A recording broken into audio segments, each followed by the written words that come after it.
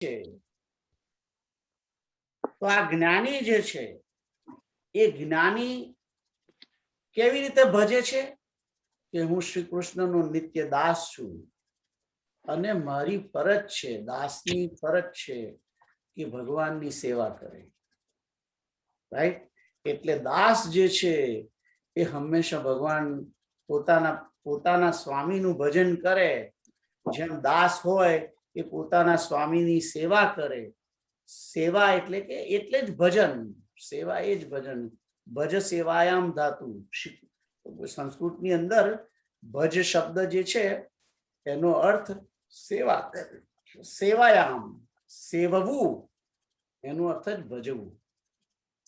તો જ્ઞાની જે ભક્ત છે એ પોતાને ભગવાન શ્રી હરિનો દાસ જાણે છે. પોતાની જાતને જીવ માને છે. પોતાની જાતને દેહ માનતો નથી. તે જ્ઞાની છે. કારણ કે દેહ માનતો નથી અને પોતે પોતાને આત્મ સ્વરૂપ જાણે છે કે હું જીવ છું એમ જાણે છે. એ જ સાચો અને એ જે જ્ઞાની ભક્ત છે તે આ રીતે ભજે છે ભગવાનને. અને પછી આગળના શ્લોકમાં કહ્યું, જુઓ શ્લોક શું કહ્યું. તો આ 16મા શ્લોક સુધી આપણે થયું હતું. રાઈટ? 17મો શ્લોક કિરીટ અંકલ તમે વાંચો.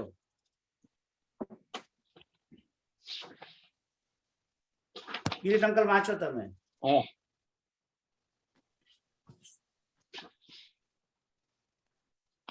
તેષાં જ્ઞાની નિત્યયુક્ત એક ભક્તિ વિશસ્યતે પ્રિયો હિ જ્ઞાનીનો અર્થ મહ સ મમ પ્રિય.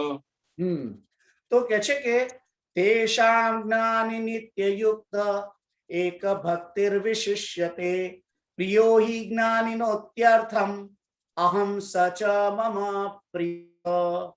તો સંધિ છૂટી પાડીને કેવી રીતે બોલાય એને? તેષામ.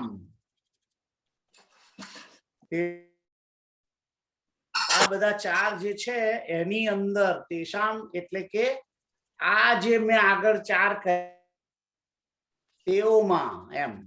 તેષામ એટલે કે તેઓમાં. એમાં જ્ઞાની એ જ્ઞાની કેવો છે? નિત્યયુક્ત. એ નિત્ય મારી સાથે જોડાયેલો છે. નિત્ય મારી અંદર યુક્ત એટલે કે જોડાવવું, અને અથવા તો જોડાયેલો. અને નિત્ય એટલે કે કાયમ માટે, જે કાયમ એકી ભાવથી મારી અંદર સ્થિત થયેલો છે, મારી અંદર જોડાયેલો જે છે તે એ કેવો છે? એક ભક્તિ. એક ભક્તિ. એ એકની જ ભક્તિ કરે. એકની જ, કૃષ્ણની જ. એક ભક્તિર વિશિષ્યતે. એ વિશેષ છે. એ જ્ઞાની ભક્ત જે છે એ એકની જ ભક્તિ કરે છે અને એ વિશેષ છે મારા માટે, એમ કે છે. વિશિષ્યતે એ મારા માટે વિશેષ છે. વિશેષ મુખ્ય મારા અંગત છે. એમ વિશેષ માનો હું એને ઘણો છું એમ કે છે. અને પછી કે છે કે પ્રિયોહી, એ મને કેમ પ્રિય છે. પ્રિયોહી, એ મને પ્રિય છે, મારા માટે વિશેષ છે અને મને પ્રિય છે. તો કેમ? હી એટલે કે કારણ કે. હી શબ્દ છે પ્રિયોહી. હી એટલે કે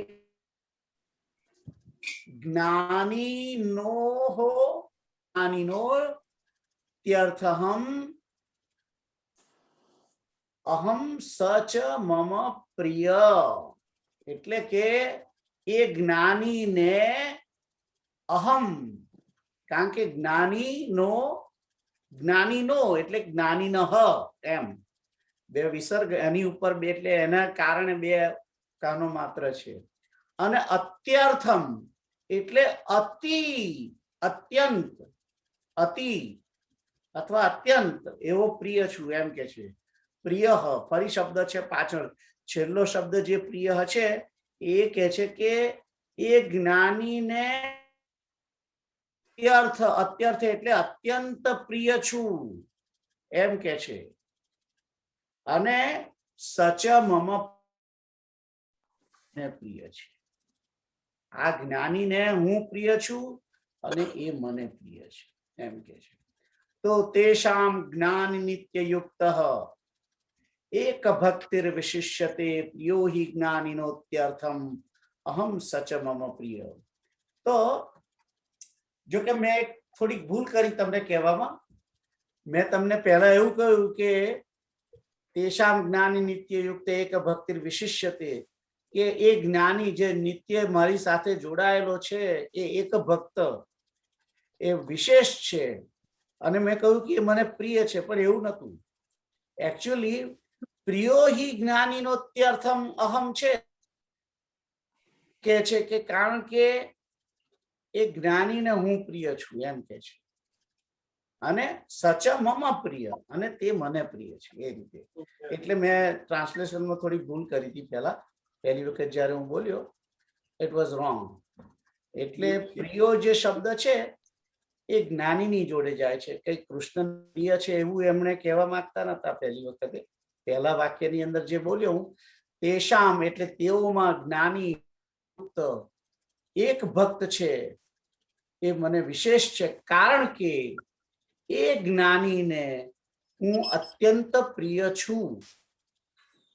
એ વસ્તુ જે છે પ્રિયો હિ જ્ઞાનિનોત્યર્થમ અહમ, એટલો એનો અર્થ છે. અને સચ મમ પ્રિય એટલે કે તે પણ મને પ્રિય છે એ રીતે.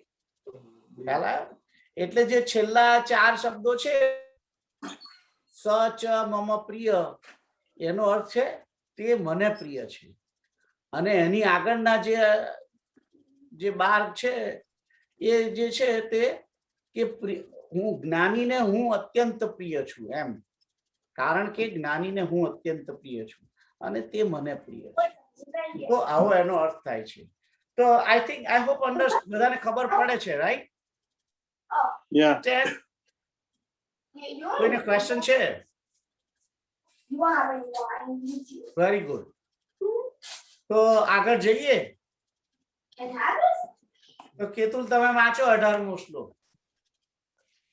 ઉદારાહ સર્વ એવૈતે જ્ઞાનિત્વાત્મેવ મે મતમ આસ્થિતઃ સહિ યુક્તાત્મા મામેવાનુત્તમામ ગતિમ.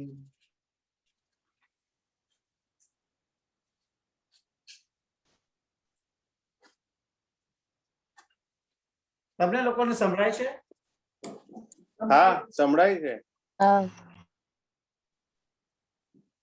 અમને સંભળાય છે. ઓકે. તો શ્લોક છે ઉદારા સર્વ એવૈતે જ્ઞાનિત્વાત્મૈવ મે મતમ આસ્થિતઃ સહિ યુક્તાત્મા મામેવાનુત્તમામ ગતિમ. તો કે છે કે સંધિ છોડીને શું કે છે કે ઉદારાહ સર્વે, આ બધા ઉદાર છે. એતે એટલે કે આ બધા, આ ચારેય જે એટલે એક એમણે કહ્યું કે જ્ઞાની મને પ્રિય છે ને હું જ્ઞાનીને પ્રિય છું. પણ બીજા 3 ભક્તો જે છે એમને એમ ના થાય કે ભગવાન તો જ્ઞાનીને જ પ્રેમ કરે છે અને આપણને તો ગણતા નથી. એવું નથી. ભગવાન એમને પણ માન આપે છે. એટલે કે છે ઉદારા એવૈતે, ઉદાર એવ એતે એટલે બધા જ, એવ એટલે જ, એ બધા જ એમ કે છે કે એ સર્વે એટલે બધા, એ બધા જ ઉદાર છે. એટલે કે બધા જ સારા છે એમ કે છે.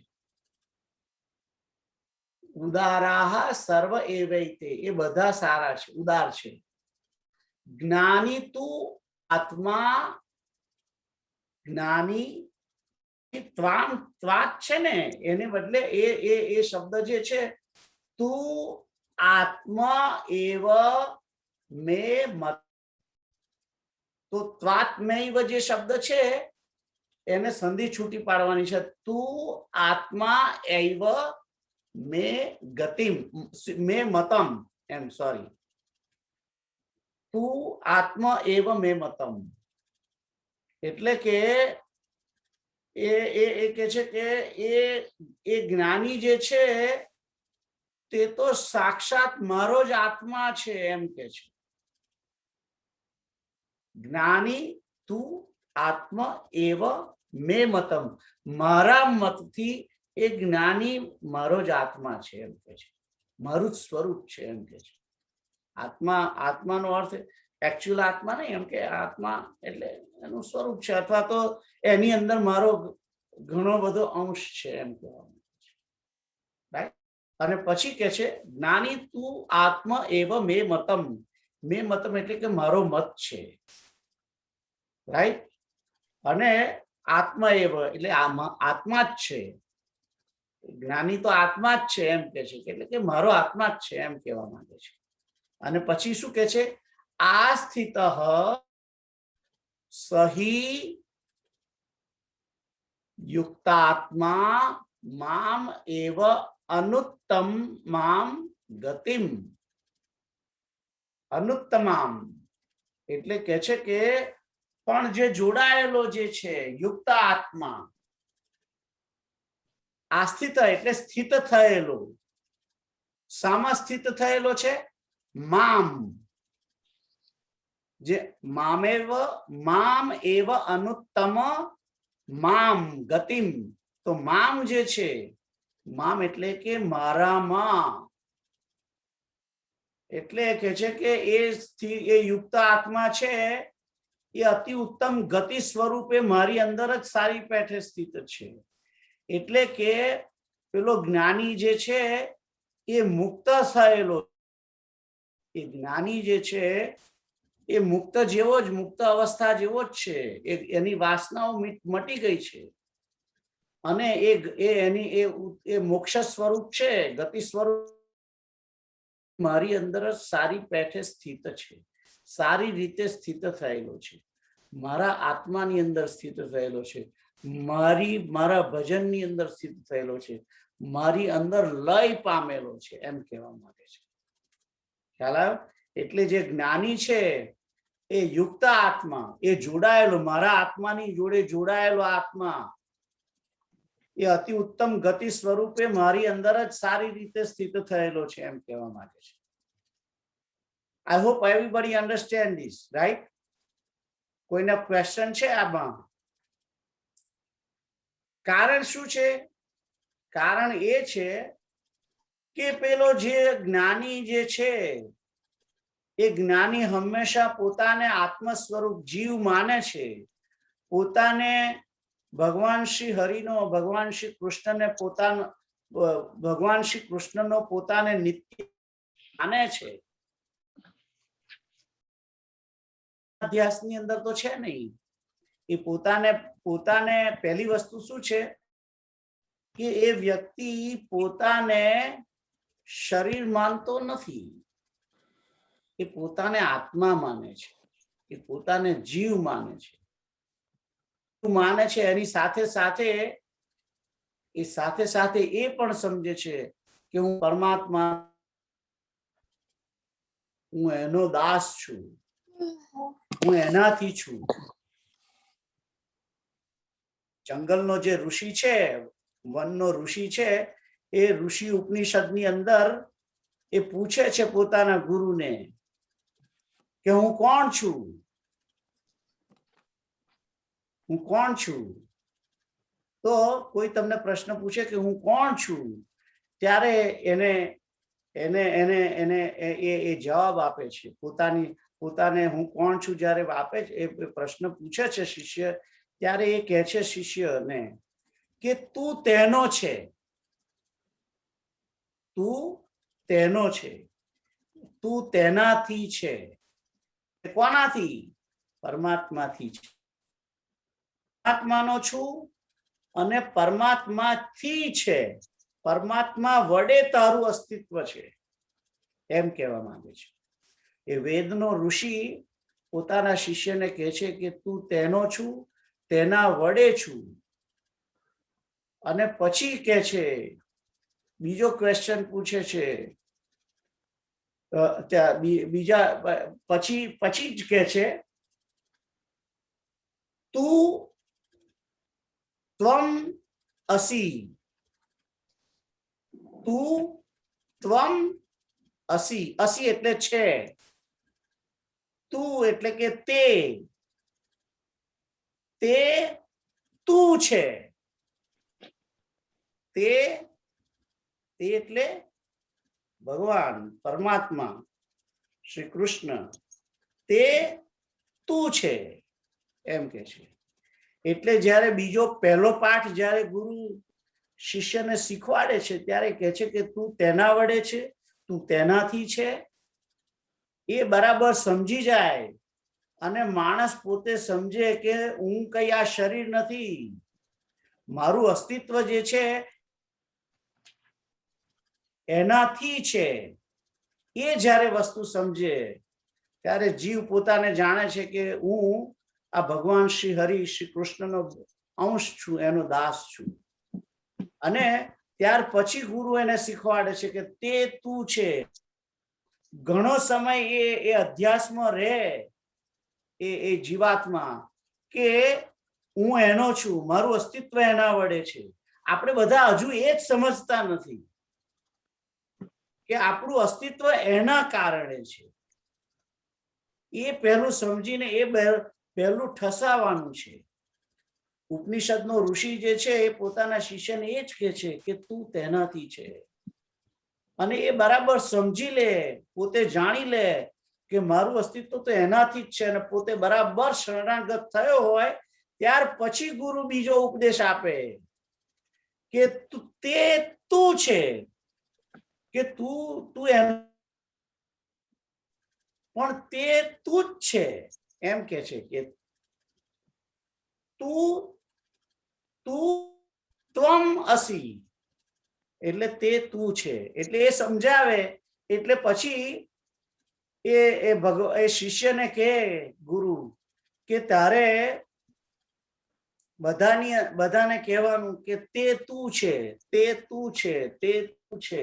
એટલે કેતુલ તે તું છે એમ કે પછી આ જે શું હું ભૂલી ગયો તમારું નામ, પ્રીતલ ને કે પ્રીતલ તે તું છે.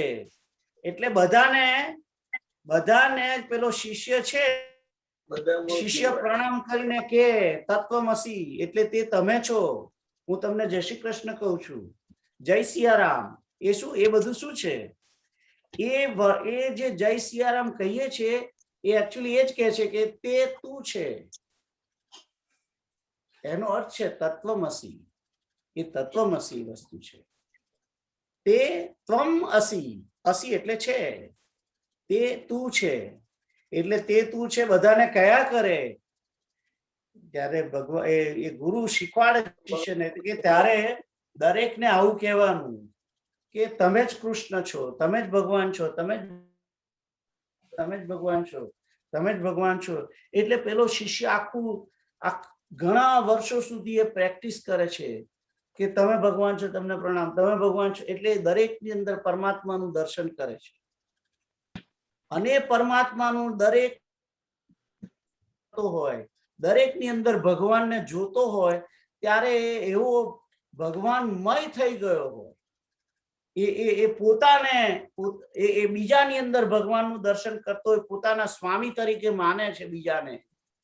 ત્યારે આવી પ્રેક્ટિસ અનંત વર્ષ, અનંત એટલે કે ઘણા વર્ષો સુધી જ્યારે કરે છે ત્યાર પછી શિષ્ય ગુરુ કહે છે, ત્યાર પછી ગુરુ એને એવું શીખવાડે છે કે તું બધાને કહો જ કે તમે કૃષ્ણ છો, તમે કૃષ્ણ છો, તમે કૃષ્ણ છો, તમે કૃષ્ણ છો, તમે કૃષ્ણ છો, તમે કૃષ્ણ છો. તો તારાની અંદર તારામાં કૃષ્ણ નથી એમ. પછી જ્યારે વ્યક્તિ બીજાની અંદર કાયમ ભગવાનનું દર્શન કરે છે અને તમામને પ્રણામ કર્યા કરે છે, રાઈટ, ત્યારે સામેવાળો પણ કહે તમને, અથવા તમને પોતાને અંદરથી એવું સ્ફુરણ થાય કે મારી અંદર પણ એ જ છે, મારી અંદર પણ એ છે. પણ એ ભાવ પહેલો લાવવાનો નથી. પહેલો જે ઉપનિષદનો ઋષિ જે છે એ તો એમ જ કહે છે કે તમે કૃષ્ણ છો, તમે કૃષ્ણ છો, તમે કૃષ્ણ છો, એમ દરેક કરે છે અને એ પ્રમાણે જીવન વ્યતીત કરે છે. એ પ્રમાણે દરેકને પરમાત્મા સ્વરૂપ જાણે છે અને એ રીતે આદર કરે છે, એનું યજન કરે છે. સંસારના પુરુષોને પણ પરમાત્મા ઘણી કરે છે, સંસારના પુરુષોનું, સંસારના સંબંધીઓનું એ રીતે એને ટ્રીટ કરે છે. પરમાત્મા ત્યારે અનંત ઘણા વર્ષો પછી આવી પ્રેક્ટિસ કરે ત્યારે તો સામેવાળા કે ભગવાન જ છો ને, એમ કે ને સામેથી.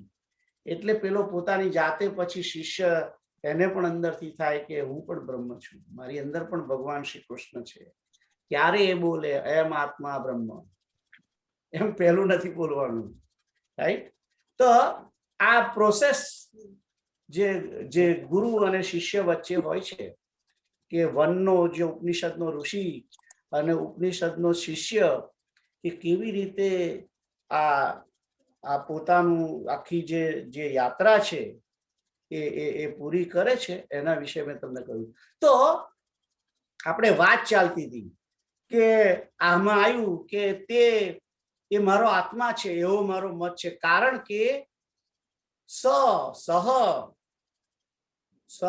એટલે તે યુક્ત આત્મા, તે યુક્ત આત્મા કે છે કે મારા, કારણ કે તે હી એટલે કારણ કે તે યુક્ત આત્મા વાળો જે જ્ઞાની છે, જેનો આત્મા મારી અંદર જોડાયેલો છે, એ મને જ ગતિ સ્વરૂપ મારામાં ગતિ, અતિ ઉત્તમ ગતિ સ્વરૂપે મારી અંદર સ્થિત જ છે, એમ કે છે. એની અતિ ઉત્તમ ગતિ સ્વરૂપ છે એટલે એનો અર્થ શું થયો કે એ એટલો બધો પોતા ભગવાન શ્રી હરિનો દાસ પોતાને જાણે છે અને સર્વની અંદર ભગવાન કરે છે, એટલે એ પોતે કૃષ્ણ સ્વરૂપ થઈ જાય છે. એ સર્વની અંદર પરમાત્માનું દર્શન કરે છે અને બધે પરમાત્મા જ દેખાય છે. એને ભગવાન શ્રી કૃષ્ણના જ બધાની અંદર કૃષ્ણને જોવા પ્રયત્ન કરે છે, રાઈટ. આપણે આગળ છઠ્ઠા અધ્યાયમાં આવ્યું હતું પેલો શ્લોક, ઇમ્પોર્ટન્ટ શ્લોક હતો, તમને યાદ હોય તો, યોમામ પશ્યતિ સર્વત્ર સર્વમ ચ મહી પશ્યતિ તસ્યાહમ સુલભ પાર્થ, એ આવ્યું હતું ને? તમને ખબર છે? યાદ આવે છે? છઠ્ઠા અધ્યાયમાં એક શ્લોક, એ બહુ 3-4 શ્લોક મેં બહુ સરસ તમને બતાવ્યા હતા. છઠ્ઠાનો 30મો, 31મો, 32મો જે ઇમ્પોર્ટન્ટ શ્લોકો હતા એની અંદર હતું યોમામ પશ્યતિ સર્વત્ર યોમામ પશ્યતિ સર્વત્ર સર્વમ ચ મયી પશ્યતિ તસ્યાહમ ન પ્રણશ્યામિ સચ મે ન પ્રણશ્યતિ. કે જે મને સર્વના આત્મ સ્વરૂપ, તમે બતાવો એ શ્લોક, છઠ્ઠાનો અધ્યાય, છઠ્ઠાનો 30મો શ્લોક બતાવો કે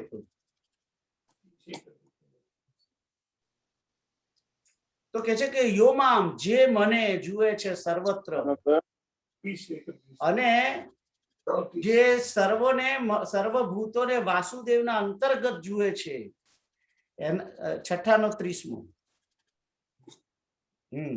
અને કે છે કે જે સર્વને વાસુદેવની અંદર જુએ છે એને કે છે કે હું અદ્રશ્ય થતો નથી અને મારે માટે અદ્રશ્ય થતો નથી. પ્રણશ્યત ન ચ પ્રણશ્યતિ. અને પછીનો જે શ્લોક છે સર્વભૂત સ્થિતમ યોમામ ભજતિ એકત્વમાશ્રિત, કે છે કે જે એક ભાવની અંદર આસ્થિત એટલે સ્થિત થયેલો છે અને સર્વભૂતોને સ્થિત મને વાસુદેવને જ ભજે છે, એ ભલે ને પછી બીજ સર્વ પ્રકારે ભજતો હોય, સર્વ પ્રકારે વર્તતો હોય, ગમે તે રીતે વર્તતો હોય, પણ એ મારામાં જ છે. એ એનો જે શ્લોક જે છે સયોગી મય વર્તતે, 31મો જે શ્લોક છે, સર્વભૂત સ્થિતમ યો મામ, સર્વભૂતની અંદર સ્થિત થયેલો, રાઈટ, એવા મને વાસુદેવને એકી ભાવમાં સ્થિત થઈને જે મને ભજે છે, કે આ ભગવાન શ્રી કૃષ્ણ સર્વની અંદર વસેલા છે એવું સમજીને જે ભજે મને, એવો યોગી ગમે તે રીતે વર્તે પણ એ મને જ મારી અંદર જ વસેલો છે, એની મારી અંદર જ વર્તેલો છે. બીજું કે તો આ જે વસ્તુ છે, રાઈટ, એ જ વસ્તુ અહીં ફરી કહી છે બેઝિકલી.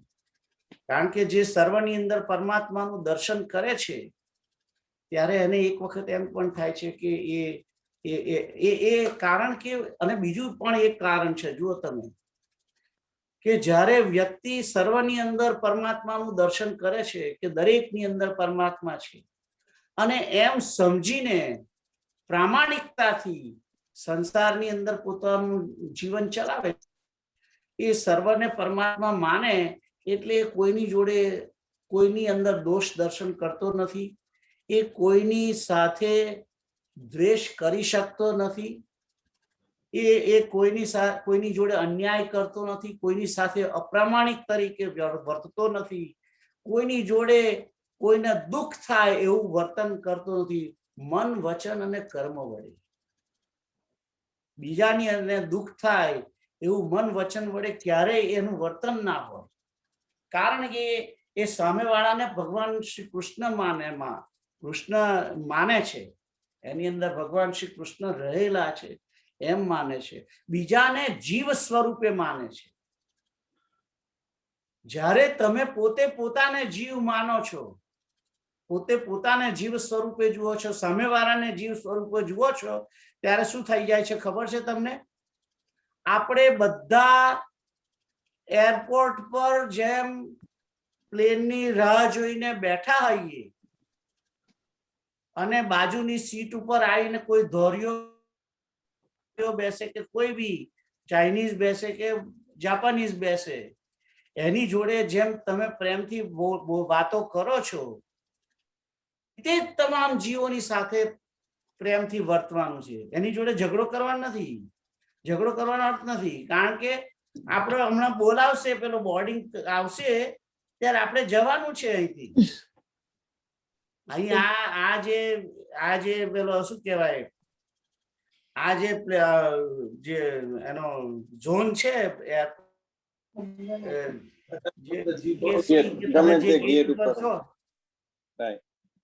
ત્યાં કાયમ તમે રહેવાના નથી. અહીં તમારે આખો દિવસ રાત દાડો અહીં રહેવાનું નથી તમારે. એટલે આપણે બધા જેવી રીતે, હું ભૂલી ગયો એની ટર્મ જે કે છે કે શું કે છે, એક્ઝિટ ના કે બોર્ડિંગ, બધા પ્લેનની રાહ જોઈને બીજા બધા બેઠા હોય ને, બધા એવા કે કાયમના પેસેન્જર, એને પ્લેન બદલવાનું છે એટલે ત્યાં આવ્યો છે. કનેક્ટિંગ ફ્લાઇટ, હે કનેક્ટિંગ ફ્લાઇટ નહીં. અને આપણે તમે ઇન્ડિયાથી આવો અને પછી જે બહાર નીકળવાના હોય ન્યુયોર્ક એરપોર્ટે બહાર નીકળી જાય, પણ જેને બીજું બદલવાનું એને શું કે, શું કે ટ્રાન્ઝિટ. એટલે આપણે બધા એ ટ્રાન્ઝિટ પેસેન્જર હોય એ રીતે જીવ જ્યારે હું પોતે જીવ છું અને કેતું તું જીવ છે, કિરીટ અંકલ જીવ છે, પ્રીતલ જીવ છે, એમ જ્યારે બધાને બધાને જીવ તરીકે તમે જુઓ છો, ત્યારે યુ કન્સિડર યોરસેલ્ફ કે હું અહીં આગળ લંબરટન ની અંદર મારું ગંતવ્ય કઈ છે, મારું ફાઇનલ ડેસ્ટિનેશન તો કૃષ્ણ છે. હું તો અહીં એક્ઝિટમાં આવ્યો છું, ટ્રાન્ઝિટમાં આવ્યો છું. એટલે અત્યારે જે બીજું પ્લેન લેવાનું છે મારે, એટલે હું અહીં આવ્યો છું. એટલે જ્યારે ટ્રાન્ઝિટમાં રહેલો પેસેન્જર બીજો બાજુમાં બેઠેલા ટ્રાન્ઝિટના પેસેન્જરની જોડે એ જે રીતે વ્યવહાર કરે છે એક્ઝેક્ટલી, એટલે ઓનેસ્ટલી, એમ કે જ્યારે પ્રામાણિક જેવો વ્યવહાર, એવો જ વ્યવહાર એક જીવ બીજા પ્રત્યે કરે. કારણ કે દરેક આપણે બધા જ ટ્રાન્ઝિટ પેસેન્જર, આપણે બધા જ આવીને બેઠા છીએ ને ક્યારે કોનું એનાઉન્સમેન્ટ થાય, દરેક તમે પછી બેઠા હોય, બાજુ બેઠા હોય, બાજુવાળાને જવાનું હોય હ્યુસ્ટન અને મારે જવાનું હોય બાલ્ટીમોર, અને તમારે જવાનું હોય વોશિંગ્ટન, ને બીજાને કોઈને લંડન જવાનું હોય, તો બધા એક જ જગ્યાએ બેઠા છે. જેનો કોલ આવે એને જવાનું ને ભાઈ, રાઈટ? અને કોલ આવે ત્યારે જવાનું થાય ત્યારે એને જેને ખબર છે કે મારે હમણાં 10 મિનિટ પછી મારે છે મારું પ્લેન એનાઉન્સમેન્ટ બોર્ડિંગ ચાલુ થવાનું છે, એ મને ખબર પડી જવી જોઈએ કે 65 મારે થઈ ગયા છે, એટલે હવે 20 વર્ષની અંદર બોર્ડિંગનો કોલ આવવાનો ભાઈ, ખ્યાલ આવ્યો? એટલે 20 વર્ષ નહીં ગણવાના, એને મિનિટ જ ગણવાની કે મને 20 મિનિટમાં જ હવે કોલ આવવાનો છે. એમ માની અને માણસ જેવી રીતે ટ્રાન્ઝિટ ની અંદર બેસે ને, જુએ કેટલા વાગ્યા છે, હજુ ટાઈમ છે, મેકડોનાલ્ડ માંથી લઈ આવો, જ્યુસ લઈ આવો, લઈ આવો, ડંકિન ડોનટ માંથી તમે એમ કે કોફી લઈ આવો. એટલે એવું કોફી લેવા ના જવાય. કોફી લેવા જાઓ અને જો તમારો બોલાઈ ગયો, કોફી લેવા ગયા તમે, અને જો તમારો કોલ આ બોર્ડિંગ શરૂ થઈ ગયું અને તમે ફ્લાઇટ ચૂકી જ ગયા છો, કારણ કે ડંકિન ડોનટ વાળાને ત્યાં બહુ મોટી લાઈન છે, સંસારીઓ કેટલા બધા છે,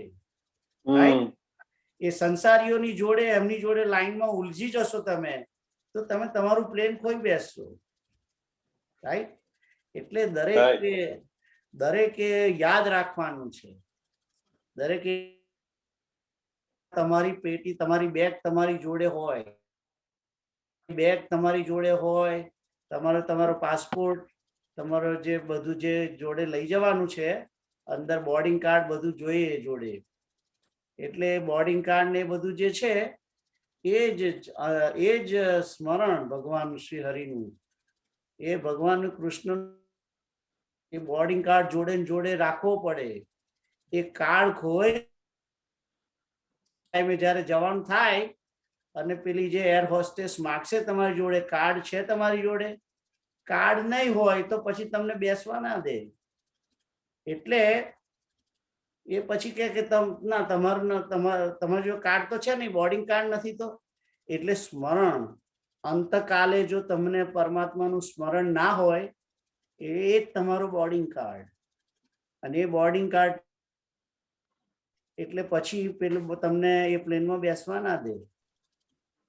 એ મોક્ષ માર્ગનું પ્લેન છે, એની ડાયરેક્ટ ડેસ્ટિનેશન કૃષ્ણ જોડે જવાની છે, એ એન્ટ્રી ના આપે. ખ્યાલ આવ્યો? કારણ કે તમે પેલા ડંકિન ડોનટ ગયા, ત્યાં કાર્ડ પડી ગયું વોલેટ કરતી વખતે, ખ્યાલ આવ્યો? એટલે ડોનટ ખાવામાં કાર્ડ, એટલે આ બધું ધ્યાન રાખવાનું. Anyway, that was it's a different આમ તો સબ્જેક્ટ એ જ છે, ડિસ્કસ કરવાની છે, એ તમારા માટે તમે બધા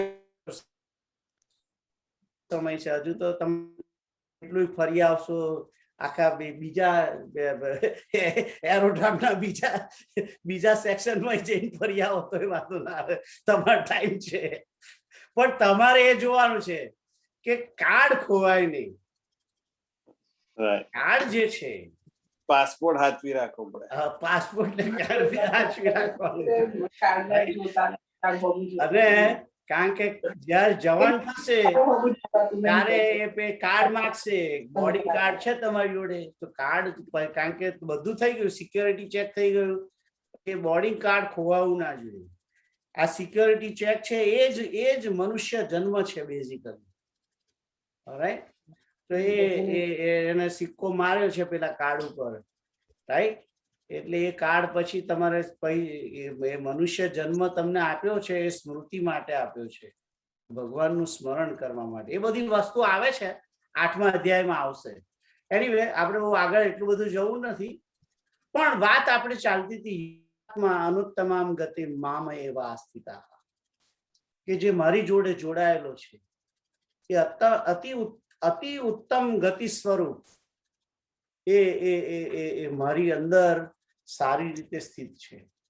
કે છે કે એ જે જ્ઞાની જે છે એ ભક્ત જેનો આત્મા મારી અંદર જોડાયેલો છે, એ મને પરમાત્મા, મને સ્વામી માને છે, મને વિભુ તરીકે ગણે છે, અને એ રીતે મને એમ કે એક ભક્તિથી મને ભજે છે. એવો જે ભક્ત છે જ્ઞાની, એ જ્ઞાની તો કે છે કે મારી અંદર બહુ જ સરસ રીતે વ્યવસ્થિત રીતે મારી અંદર સ્થિત છે. એમ કે મામ એવ આસ્થિત કે છે કે મારી અંદર સારી રીતે એ આસ્થિત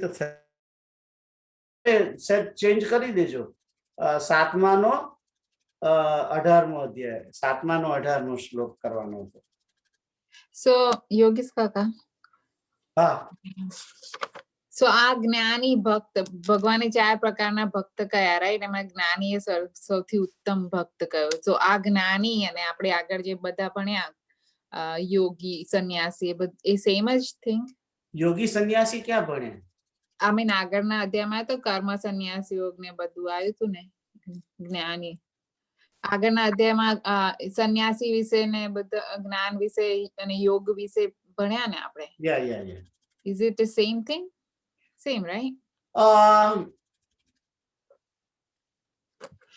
Because જે સન્યાસી જે છે, જે સન્યાસીની ડેફિનેશન આવી હતી આગળ, હા, એ બધી એ જ્ઞાની ભક્તની જગ્યાએ આવી જાય, બરાબર છે. પણ એ સન્યાસી જે છે, આગળના જે 6 અધ્યાયમાં જે આપણે બધું શીખ્યા, જે જાણ્યું, એ કર્મના બેઝ ઉપર, એટલે એ બ્રહ્મની વાત ચાલે છે. આ જે 6 અધ્યાય એ ભક્તિ, એટલે બેઝિકલી 3 માર્ગ છે. રાઈટ, એ તમે 3 માર્ગ કયા, રાઈટ? કર્મયોગી અને કર્મયોગ, ભક્તિ યોગ અને જ્ઞાન યોગ. યા, સો એ જ્ઞાન યોગ આ અત્યારે જે ચાલે છે, એ ભક્તિ વિશે ચાલે છે. So bhakti no gnani bhakta is different than જ્ઞાન યોગ નો જ્ઞાની. How is it? જ્ઞાની એનો જ છે, કારણ કે ભગવાને જ આપણને એમના વિશે કહી દીધેલું છે. એટલે 5માની અંદર ભક્તિ યોગ થઈ ગયેલો છે. 4થા 5માથી જ શરૂ થઈ ગયું છે. ભગવાને જ્યારે 4થા 3જા, આમ તો 3જાથી શરૂઆત કરી ધીમે ધીમે. એટલે ચાલો હવે તમને કહી જ દઉં. ત્રણેય માર્ગમાં શ્રેષ્ઠ માર્ગ જ ભક્તિ માર્ગ છે. ઓલરાઈટ, ધ બેસ્ટ અને શ્રેષ્ઠ, બેસ્ટ કહો કે શ્રેષ્ઠ કહો અને ઈઝી, એ ભક્તિ માર્ગ છે. અને ભક્તિ માર્ગની અંદર એટલે મૂળ તો અર્જુનને જુઓ, અર્જુનને શું કહ્યું તું આગળ, કે હમણાં જે કહ્યો ને પેલો શ્લોક આપણે પેલો આગળનો ચાલતો તો,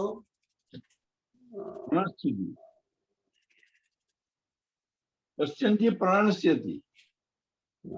ના, 7મો બીજાનો 7મો ચાલતો તો, એમાં ધર્મ વિશે હતું. હા, ધર્મ સમ્મૂઢ ચેતા. એ બીજાનો 7મો હતો, કાર્પણ્ય દોષો પહત સ્વભાવ પૃચ્છામિ ત્વામ ધર્મ સમ્મૂઢ ચેતા.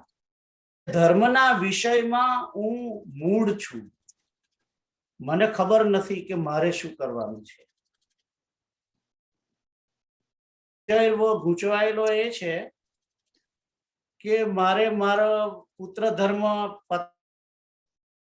રાજધર્મ, રાઈટ, ગૃહસ્થનો ધર્મ, આ ધર્મ આપણને કહેલા છે, આપણે બધાના માટે.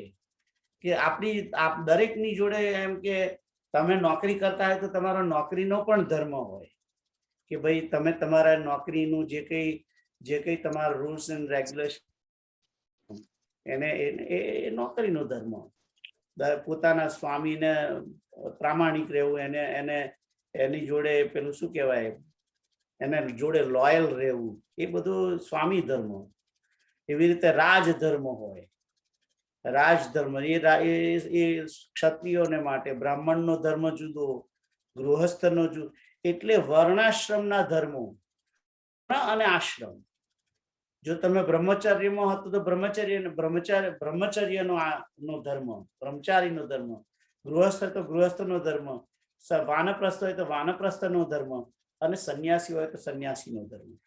એવી રીતે તમે બ્રાહ્મણ હો તો બ્રાહ્મણનો ધર્મ, જો તમે વૈશ્ય હોય તો વૈશ્યનો ધર્મ, ક્ષત્રિય હોય તો ક્ષત્રિયનો ધર્મ, અને જો તમે શૂદ્ર હોય તો શૂદ્રનો.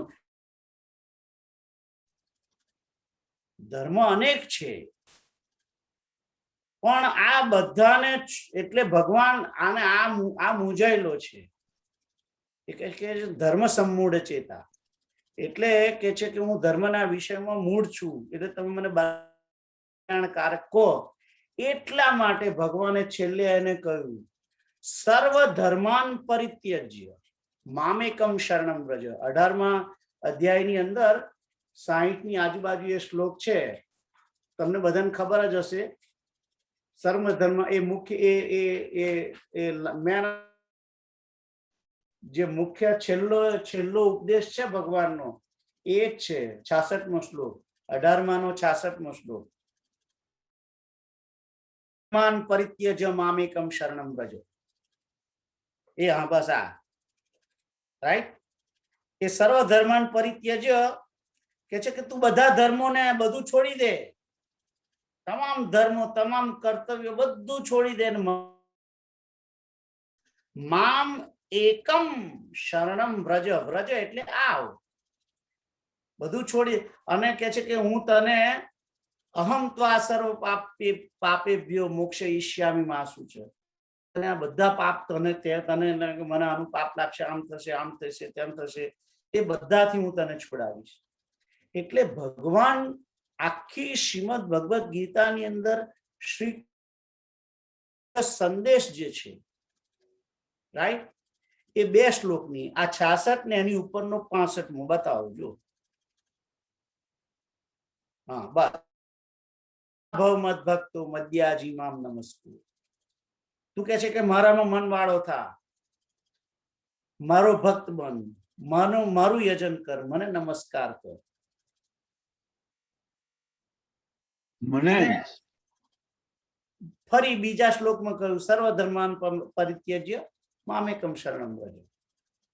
આ બે મેન આખી 18 અધ્યાયના 700 શ્લોકો કયા, એની અંદર છે ભગવાન પોતે આ 700 શ્લોકનો નિચોડ જે છે એ એમને કહેવો હતો, કે જેથી એટલું થોડુંક યાદ રાખે. તમે કોણ કે મને આટલી જાડી ચોપડી તમે મને આપી, હવે મને હવે છેલ્લે દાડે અત્યારે પરીક્ષાના ટાઈમે તમે મને આટલું બધું નહીં કહો.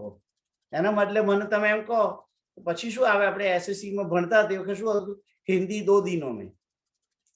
એટલે 2 દિવસમાં આટલી જાડી ચોપડી હોય એ તમે વાંચી લો એટલે તમને બધું આવડી જાય. અને પછી એનાથી બી પાતળી એક ચોપડી આપે પાછળ પ્રશ્નપત્ર, 2 કે 3 પ્રશ્નપત્ર હોય. એ seems like that's for me, Yogesh Kaka. હે No, seems like તમે સાચા મારા જે એટલે- સ્ટુડન્ટ ની વાત કરો. શું કે કઈ નહીં સોરી એટલે એ પેલી જે પાતળી ચોપડી આપે, હવે પેલી 2 દિનો વાળી ચોપડી હવે તો આટલામાં જ સમજી લે, આટલું વાંચી લે. આ ચોપડી વાંચી આટલી જે એ 3 કસોટી પત્ર હોય. હા, એને કસોટી પત્ર, એમાં 3 કસોટી પત્ર જવાબ હાથે હોય. એટલે એ કસોટી પત્રની ચોપડી પછી છેલ્લે દડે તો એટલી ચોપડી વાંચે પછી. એટલે આ આખા 700 શ્લોકનો સાર અહીં આટલા 2 શ્લોકમાં કહેલો છે. ભગવાન મન પેપર મનાવો ખોટું. ભલ પર. કે તું કે મારામાં મનવાળો થા, મારો ભક્ત બન, મને નમસ્કાર કર, મારું યજન કર. અને કે છે કે હું તને બધામાંથી છોડાવી દઈશ, તું ચિંતા ના કરીશ. માં શુચ, જે માં શુચ શબ્દ છે એ કે છે કે ચિંતા ના કરીશ, બધું મારા પર, અડિયો દડિયો બધો મારા પર. એટલે મારું કહેવાનો મતલબ શું હતો તમને, કે ભગવાને 3 માર્ગ તો બતાયા. 6 માં કર્મ માર્ગ, બીજા 6 માં ભક્તિ માર્ગ અને ત્રીજા 6 માં માર્ગ બતાયા ખરા. પ્રશ્ન અર્જુને કહ્યો તો કારક હોય એ જ મને કહેજો. એટલે પછી 3 માર્ગમાંથી ઇમ્પોર્ટન્ટ જે ભક્તિ માર્ગ છે એના માટે એ કહે છે. એટલે ભક્તિ વિષયક જે શ્લોકો છે એ 4થા 5માંથી અમુક અમુક વચ્ચે વચ્ચે આવી જાય છે, રાઈટ. એટલે તમારો જે પ્રશ્ન હતો કે ભાઈ આ સંન્યાસી જ્ઞાની ખરો કે નહીં, આ ખરો જ્ઞાની ભક્ત છે જ. તમે કઈ જગ્યાએથી એ સંન્યાસી પકડો છો એના પર આધાર છે, ખ્યાલ આવ્યો. પછી જે સંન્યાસી બ્રહ્મને જ માનતો હોય, ભગવાનને માનતો ના હોય, એ એ એ એ પાછો જુદું છે. ખ્યાલ આવ્યો તમને? એનીવે, તો વાત ઓકે ઓકે, હવે મને ખબર પડી કે એટલે આમાં જ્ઞાની એ ભગવાનને બધાને ભગવાન, બધાનામાં ભગવાન જોવે છે, એટલે એ જ્ઞાની ભગવાનને દરેકની અંદર પરમાત્માનું સ્વરૂપ જાણે અને પોતે પરમાત્મા, પોતે પોતાને આત્મ સ્વરૂપ જાણે, પોતે પોતાને દેહ ના જાણે, એ જ્ઞાની ભક્ત છે. અને પાછો ભજતો હોય એવો. ખ્યાલ આવ્યો? યસ. તો આ એટલે મારો કહેવાનો શું મતલબ છે કે અત્યારે જે 7મો જે અધ્યાય એને અંદર ભક્તોની કેટેગરી કઈ છે, 4 પ્રકારના ભક્તોની કેટેગરી. એ કેટેગરીમાં સંન્યાસી પણ આવી શકે અને યોગી પણ આવી શકે, બરાબર છે, યોગી પણ આવી શકે. પણ જો એ યોગી કૃષ્ણને માનતો હોય તો. ખ્યાલ આવ્યો? એટલે અહીંયા આગળ કૃષ્ણ પોતે આ ભક્તિનું છે. એટલે એ એમ કે છે કે જ્ઞાની જે મને જ, એટલે હવે જે શ્લોકો એમાં એક એવ મને જ, મારામાં મનવાળો હોય, જે મને ભક્ત માને, મને એમ કે કૃષ્ણને જેને ભજતો હોય એના માટેની વાત છે. અર્જુનને જે કહે છે એ સર્વધર્માન પરિત્યજ્ય મામેકમ શરણમ વ્રજ, બધા ધર્મો છોડી દે, બીજું બધું તું જે અત્યાર સુધી તે જે કઈ પ્રેક્ટિસ. અને જુઓ, આ સનાતન ધર્મની અંદર આપણને આવું ગૂંચવાડામાં મૂક્યા છે એટલા માટે. એનું કારણ તમને કહું. શું કે છે ઉપનિષદનો ઋષિ? શું કે છે કે પહેલો જેવો બાળક જન્મ્યો અને એને જનોઈ પહેરાઈ અને ગુરુને ત્યાં મોકલી દીધો કે ભાઈ તું બ્રહ્મચારી, ગુરુને ત્યાં જઈને રહે અને બ્રહ્મચારી, તું બ્રહ્મચારી છું, બ્રહ્મચર્ય આશ્રમમાં છું, એટલે તું બ્રહ્મચારી છું, એટલે તારે સ્ત્રીઓ પર નજર નહીં કરવાની, છોકરીઓ નહીં જોવાની, આ નહીં કરવાનું, તે નહીં કરવાનું. તમામ પ્રકારના રિસ્ટ્રિક્શન એના ઉપર છે. અને એને બ્રહ્મચર્યનો ધર્મને માનવાનો. એટલે એ સમય માટે એનો ધર્મ બ્રહ્મચર્યનો ધર્મ, બ્રહ્મચારીનો ધર્મ. ઘેર આવ્યો, હવે કે છે કે પછી એને પરણાઈ દીધો એટલે સીધો જે ગૃહસ્થાશ્રમ, એટલે પરણી ગયો એટલે એને ગૃહસ્થના ધર્મ લાગે. પછી એમ કે ના, હું તો આશ્રમમાં હતો, ત્યાં આગળ તો હું છોકરીઓ જોતો નતો, ત્યાં મારે બૈરીને હું નહીં જોઉં. એ ના ચાલે. એ ગૃહસ્થાશ્રમમાં છે તે સમયે, એટલે એનો ધર્મ પછી બદલાઈ ગયો. ગૃહસ્થનો અને ગૃહસ્થનો ધર્મ થયો અને છોકરા છોકરી મોટા થયા અને છોકરાઓને પરણાવી દીધા અને પછી 60-65 મારા જેટલો થયો એટલે કહે છે કે હવે તમે ગૃહસ્થ ધર્મને ત્યાગી દો અને તમે વાનપ્રસ્થ થઈ જાઓ. હવે તો કે વાનપ્રસ્થમાં શું કરવાનું? કે આ બધા છોકરા છે બધા તમારા પરણાવેલા ભણા ભત્રીજા કે પૌત્ર પુત્ર બધાને છોડી અને વનમાં જાઓ. હવે ત્યાં જઈને ભગવાનનું ભજન કરો. એ વાનપ્રસ્થનો ધર્મ.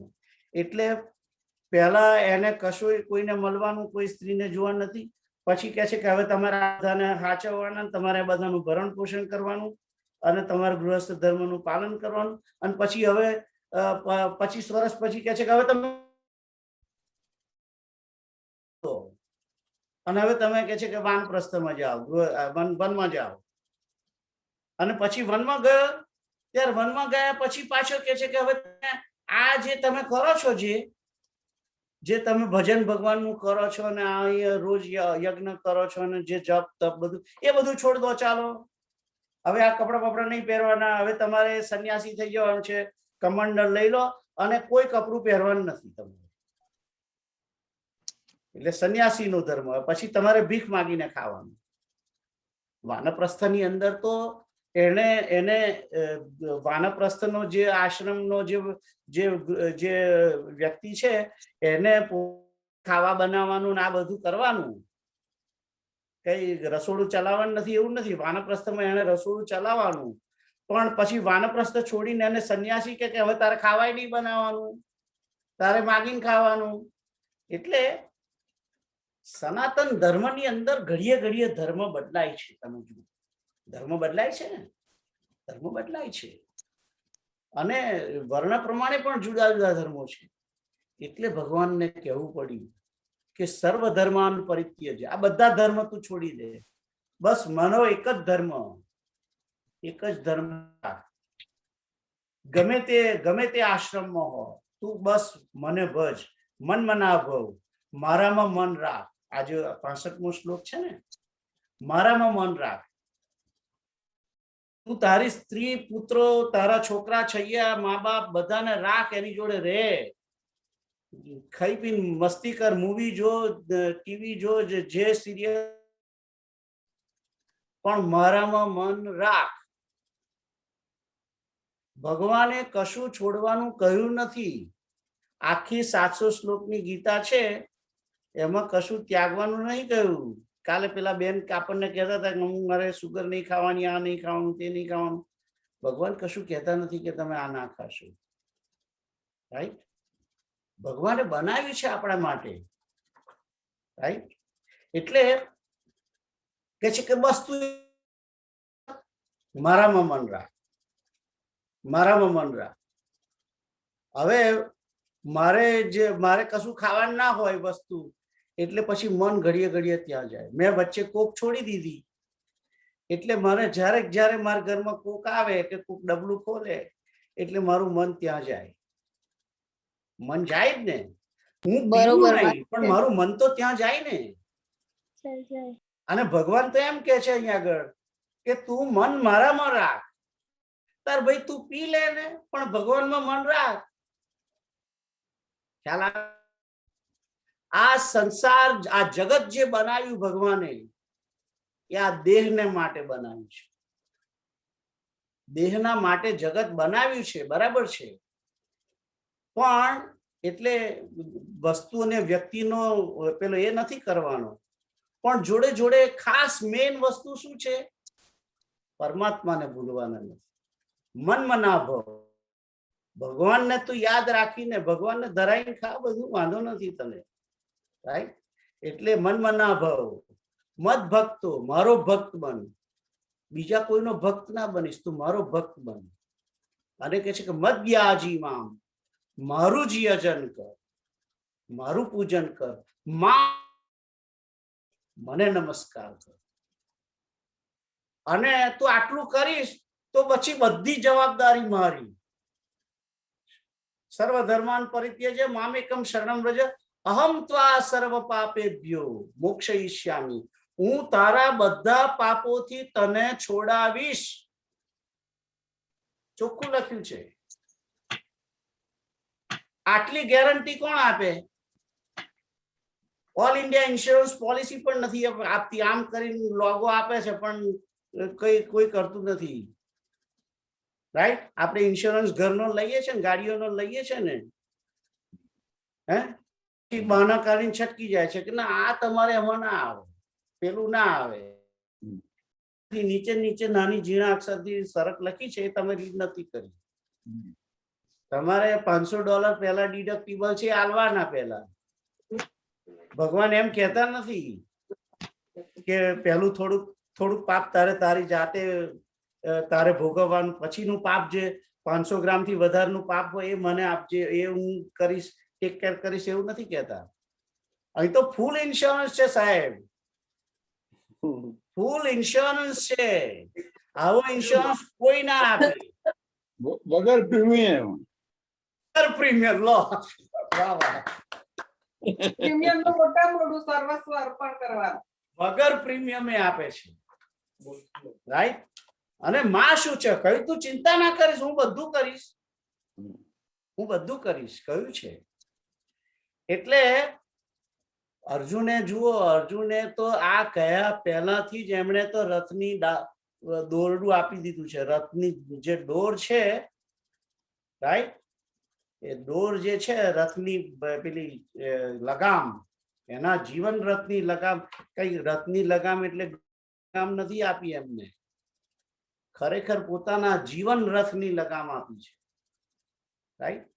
તો એનીવે, એટલે તમને હવે ખ્યાલ આવ્યો કે ધર્મ જે છે આગળ જે માર્ગ બતાવવા માંગે છે, ઘણો માર્ગ બતાવવા માંગે છે. એટલે કર્મ માર્ગ છે, ભક્તિ માર્ગ છે અને જ્ઞાન માર્ગ છે.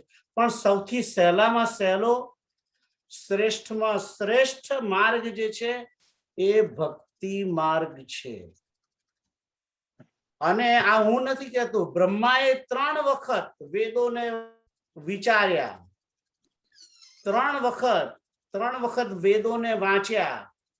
વેદો ઉપનિષદ બધા 4 વેદને વાંચ્યા અને 4 વેદને 3 વખત વાંચ્યા પછી પોતે નિર્ણય કર્યો કે ભક્તિ જ શ્રેષ્ઠ છે. અને આ મારું પોતાનું નથી કહેતો, શાસ્ત્રમાં લખ્યું છે. ભગવાન બ્રહ્માએ કહ્યું કે મેં 3 વખત વેદો વાંચ્યા અને આ 3 વખત વેદોનું અનુશીલન કર્યા પછી હું એ મતે આવ્યો કે કર્મ અને જ્ઞાન માર્ગ કરતા પણ ભક્તિ માર્ગ શ્રેષ્ઠ છે.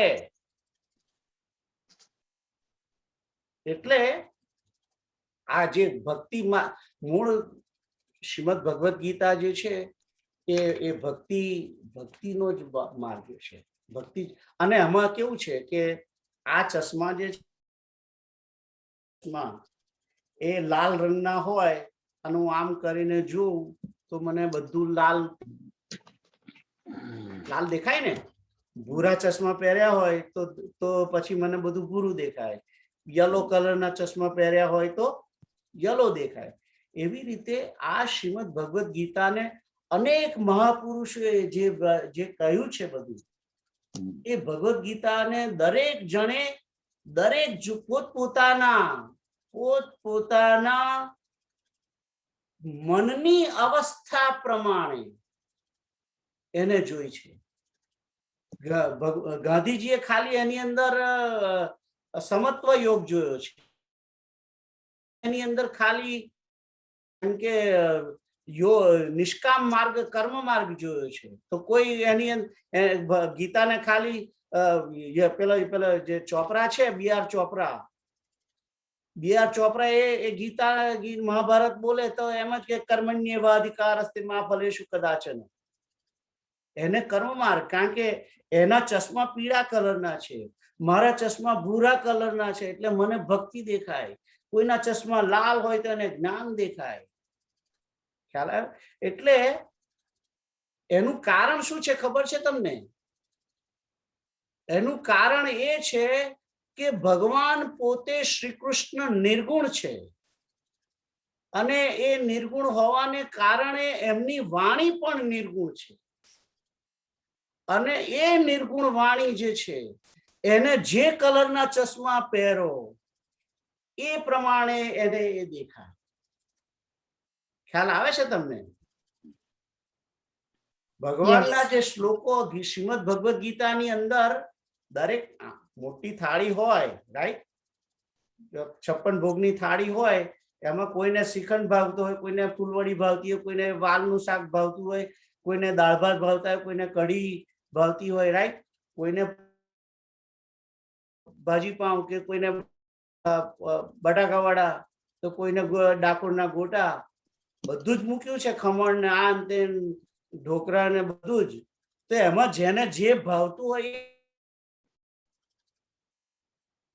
એટલે ભગવાને 700 શ્લોકોનો રસ થાળ તમારી સમક્ષ મૂક્યો છે અને દરેક વ્યક્તિ પોતપોતાની રુચિ અનુસાર, પોતપોતાની બુદ્ધિ અનુસાર, પોતપોતાનો જે વૃત્તિ છે મનની, એ વૃત્તિના અનુસાર આ શ્રીમદ ભગવદ ગીતાના શ્લોકોને સમજે છે. અને કોઈ સંન્યાસીને ભક્ત કહે છે તો કોઈ સંન્યાસીને ખાલી સંન્યાસી જ કહે છે. કારણ કે ની અંદર જ્યારે વ્યક્તિ સંન્યાસ લે છે ત્યારે સંન્યાસીને બીજું કોઈ એને પૂજા કરવાની હોતી નથી. સંન્યાસી પૂજા ના કરે, સંન્યાસી યજ્ઞ ના કરે. ખ્યાલ આવ્યો? એટલે તમે કયા પ્રકારની સંન્યાસને જુઓ છો એના પ્રકારે. અત્યારના બધા સંન્યાસીઓ છે એ તો આશ્રમ રાખીને રહે છે. જૂના શાસ્ત્રોની અંદર જે સંન્યાસ આશ્રમની વાત કરી છે એમાં તો ચરાઈ વહેતી ગાય દોહે એટલા સમય સુધી જ સંન્યાસી તમારા ઘરની સામે ભિક્ષા માટે ઉભો રહે, વધારે ના સમય ઉભો રહે. એક જગ્યાએ જો ભિક્ષા માટે આટલું ના ઉભો રહ્યો તો એને આશ્રમ તો કરાય જ નહીં ને. એટલે મારું શું, સમય પ્રમાણે બધા રૂલ્સ ચેન્જ થઈ ગયા છે, નો ડાઉટ, પણ જે માર્ગ છે એ તો 3 જુદા જુદા માર્ગ છે, કર્મ માર્ગ, ભક્તિ માર્ગ. અને તમે દરેકે પોતપોતાની જાતે વિચારવાનું છે કે હું કયા માર્ગ પર જઈ રહ્યો છું. સોરી, આજે બહુ ટાઈમ થઈ ગયો, હું એક્સાઇટ થઈ ગયો તમારા પ્રશ્નથી, રાઈટ. તો 9:45 થઈ ગઈ છે, પણ બે માટે આપણે, મેં જે તમને કહ્યું હતું, આપણે જે ગયા વખતે આપણે નક્કી કર્યું હતું, જે મેં સાંભળેલું છે મને યાદ રહે, યાદ રાખો. એની પ્રાર્થના માટે આપણે 1-2 મિનિટ હરિનામ. શ્રી કૃષ્ણ ગોવિંદ હરે મુરારે, હે નાથ નારાયણ વાસુદેવ. શ્રી કૃષ્ણ ગોવિંદ હરે મુરારે, હે નાથ નારાયણ વાસુદેવ. કૃષ્ણ ગોવિંદ હરે મુરારે, હે નાથ નારાયણ વાસુદેવ. શ્રી કૃષ્ણ ગોવિંદ હરે નાથ નારાયણ વાસુદેવ.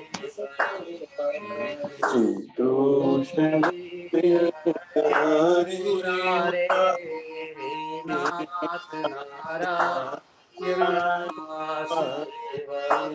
શ્રી કૃષ્ણ ગોવિંદ હરે મુરારે, નાથ નારાયણ વાસુદેવ. શ્રી કૃષ્ણ ગોવિંદ હરે મુરારે,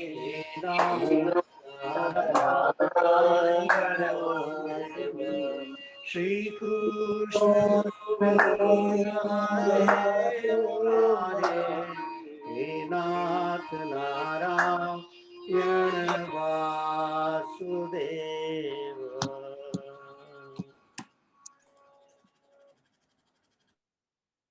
ઓમ પૂર્ણમદઃ પૂર્ણમિદં પૂર્ણાત પૂર્ણમુદચ્યતે પૂર્ણસ્ય પૂર્ણમાદાય પૂર્ણમેવાવશિષ્યતે. ઓમ સર્વે ભવन्तु સુખિનઃ, સર્વે સन्तु નિરામયાः. ભદ્રાણિ પશ્યन्तુ મા કશ્ચિદ દુર્ભાગ્યા. ઓમ તત્સત. ઓમ તત્સત. ઓમ તત્સત. ઓમ ઓમ તત્સત. તત્સત. ઓમ તત્સત. જય સિયારામ. જય Siyaram.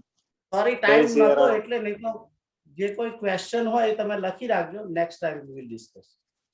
If you have question લખી રાખજો. જય Right. સિયારામ. જય શ્રી જય સિયારામ. જય સિયારામ.